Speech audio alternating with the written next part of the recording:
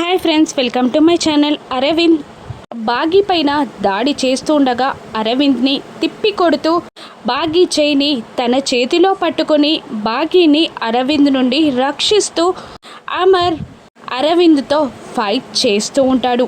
ఇక ఆరు పక్క నుండి టెన్షన్ పడుతూ ఉంటుంది. ఇక ఆ అమర్ అరవింద్ ఫైటింగ్లో అరవింద్ని తండేయడంతో వాడిపై దూరాన పడతాడు. వాడి చేతిలో ఉన్న కత్తి మను కాళ్ళ దగ్గర పడుతుంది. ఇక వెంటనే మను ఆ కత్తిని అరవింద్ వైపు విసిరేస్తుంది. ఇక అమర్ బాగీకి దూరంగా ఉండడంతో అరవింద్ బాగీని లాగి ఆ కత్తిని తీసుకొని బాగీ మెడపై కత్తి పెడతాడు. ఇక అమర్ అది చూసి భయపడుతూ ఉంటాడు, టెన్షన్ పడుతూ ఉంటాడు.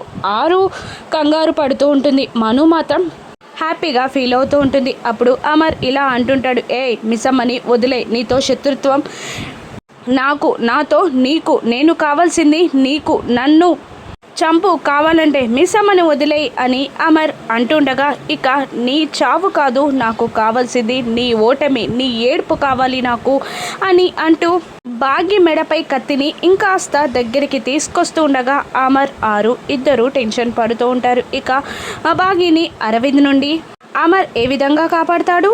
బాగీకి ఏదైనా గాయం తగులుతుందా? రాను ఎపిసోడ్స్లో చూద్దాం. Thank you for watching.